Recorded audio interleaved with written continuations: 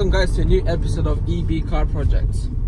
Today is very windy and it's very cold, so I can't really be doing any mechanical because I don't have a garage and I don't even have one of them, put up, take down garages. And having a look through my videos, I sometimes wind noise is quite an issue. So right now, as it stands, I don't have a dedicated microphone. One of them little ones that you put around here that keeps, the wind noise out and focuses your voice. I don't have one of them. I'm looking to get one of them soon. So I have decided for today's episode, I'm going to replace my original stereo. So right now, it's myself and my wife. We're going to Halfords to have a look at some the stereos that they have in there. Now I want the radio to have Bluetooth and possibly auxiliary input, and it has to be a pretty good brand, because these speakers are quite good stock speakers, but if you don't get a good quality radio, they're gonna sound like crap. Now, I've done some research and I have found out that each speaker can output around about 50 watts RMS. I think it's 250 peak power or something like that. And they work at 3 ohms individually. So I need one of the radios to have very close specifics with their amplifier to these speakers. Otherwise, they'll sound like crap. So I'm gonna go, shopping radios, and I will take you with me and see what we can find that's good rated for this particular car.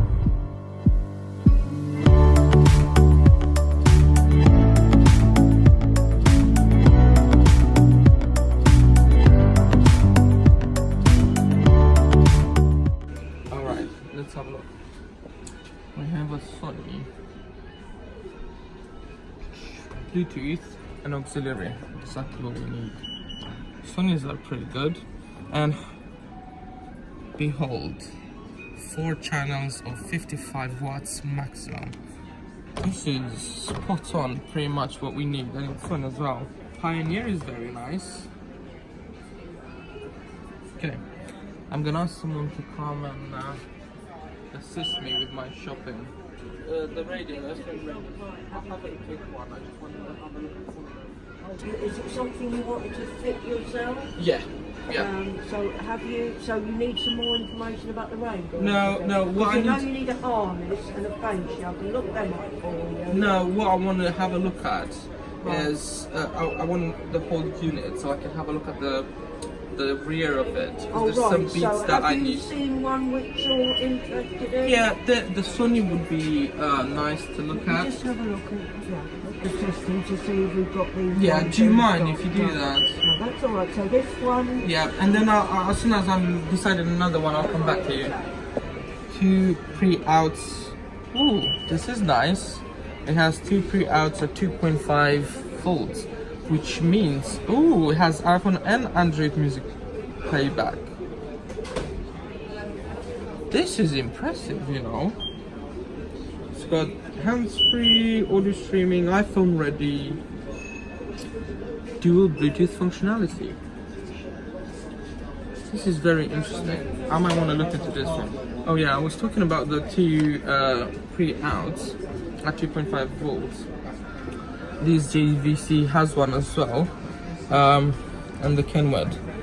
These are used. Are you okay waiting at the moment? It says there's 2 in stock, but I've got to get someone to get one from out the back. That's perfect. Okay, I'm sorry to keep you waiting. You can use these to fit a subwoofer in the back of the car. So yeah. All right, leaving the store. Got the radio. Got an iPhone holder. Some cables and a charger. So what we're gonna do now, we're gonna quickly drop to eat something because we didn't have breakfast this morning, and then I'll show how we're gonna install the radio, and we'll talk about the radio a little bit more. Right, we're back home. This is what I ended up buying. It's a Sony It has obviously all the FM and all of that stuff. But what I'm interested in is the Bluetooth. I like the fact that it has Explode. I had previous cars like this where I had a Sony older version with Explode and it sounded amazing. Now, remember I said each speaker support 50 watts RMS power output. This amplifier goes to 55 per channel. That's 4 speakers, and this car has 4 speakers. So this is perfect for this car. It has a USB, iPod, Bluetooth, and extra bass. So I'm going to use that. I think they have an app as well, Sony, which you can connect to the player itself, and I think you have a lot of mobility in there. And you can also put steering wheel input, which this steering wheel has. So I'm gonna try and figure out how to do that. Now, what I like about this as well, it has front auxiliary and also front USB 1.5 amps at 5 volts, which is exactly what my iPhone needs. And also 2 free output, which you can add 2 channels of subwoofers. So it's a very nice one. Only costed me £70. All right, let's open it up. Let's have a look what we have inside. We have the loom. This one has a yellow and red outputs, which you can take and put them the other way around, so it memorizes your radio stations. Quick manual, quick guide manual.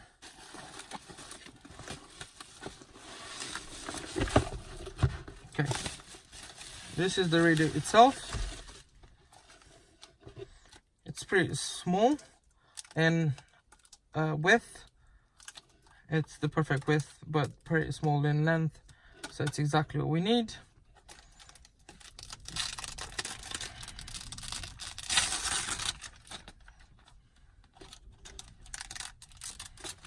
Oh, I love doing that. It feels like Christmas every time.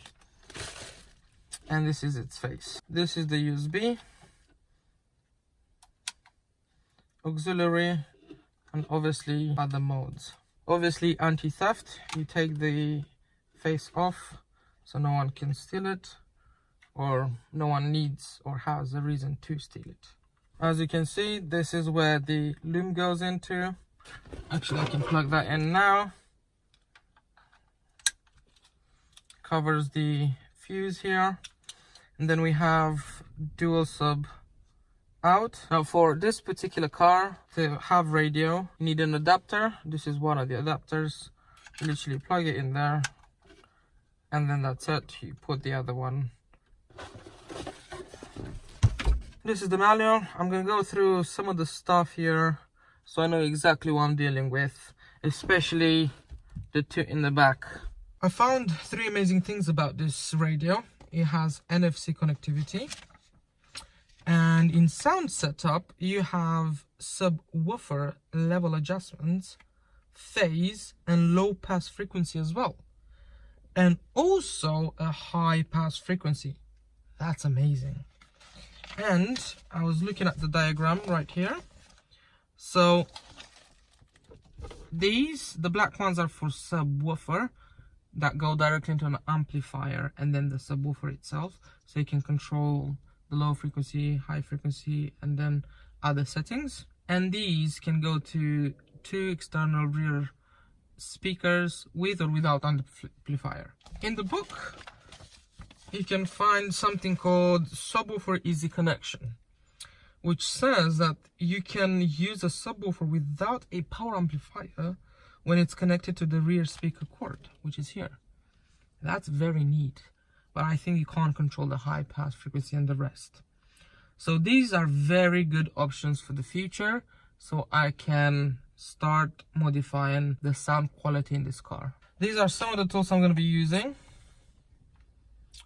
It has loads of options in here, and I'm also going to be using something like this.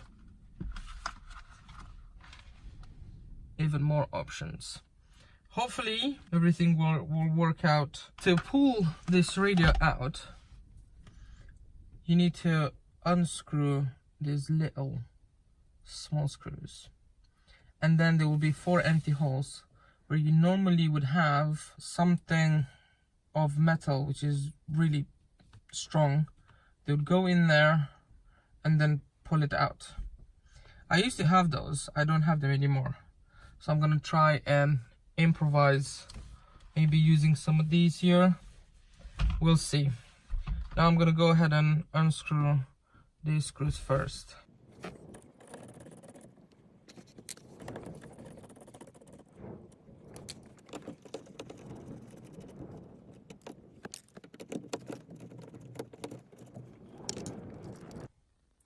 As I said, I'm gonna use these small screwdrivers to pull it out. They fit perfectly in.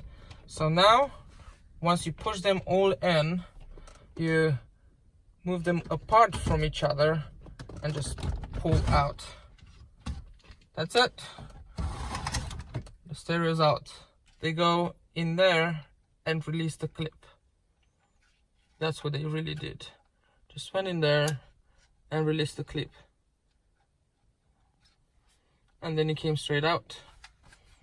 There you go. As I said, the antenna looks a bit different than what the radio had, so that's why I need the adapter to match this.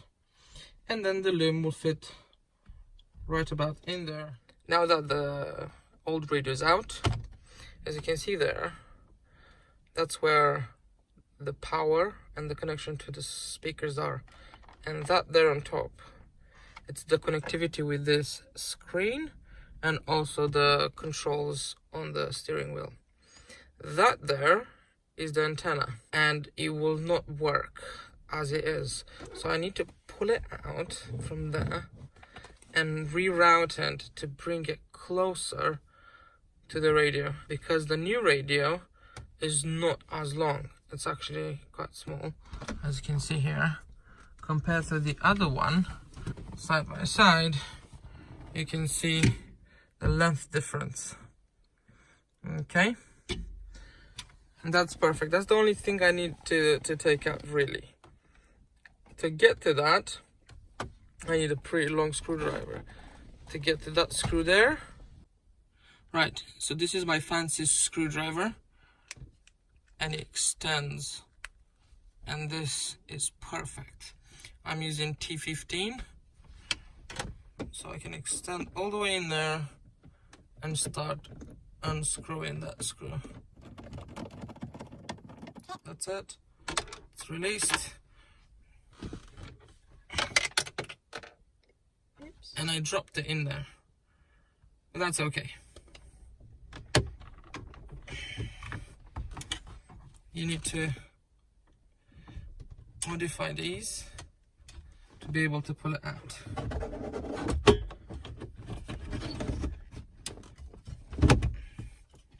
And that's exactly what I need. This is the loom, so we need to unpin it by pressing these little pins there. 1, 2, 3. There you go.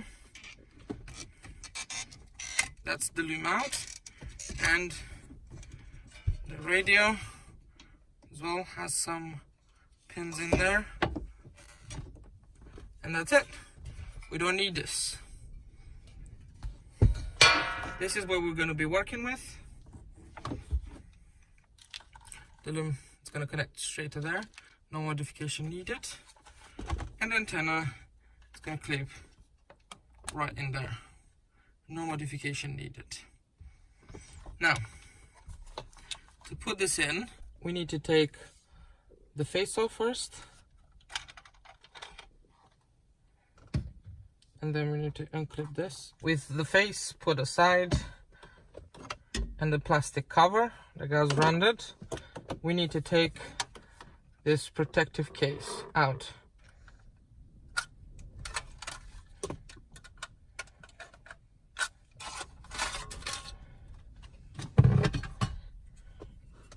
Perfect, okay. That needs to go in here.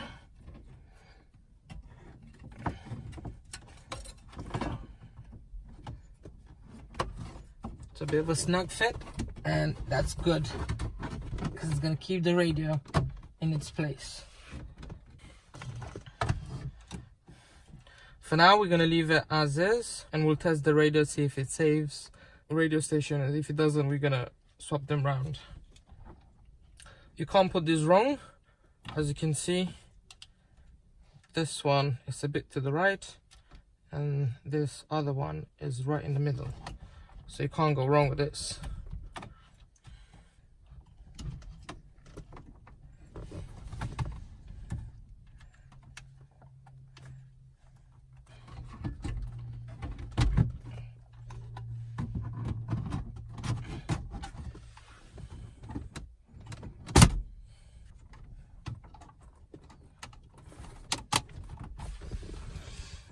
Okay, put the face back in, done. Let's see if everything works as it should. There you go. So now we're gonna go through the setup process, and then I'll show you how well it plays once everything is set up.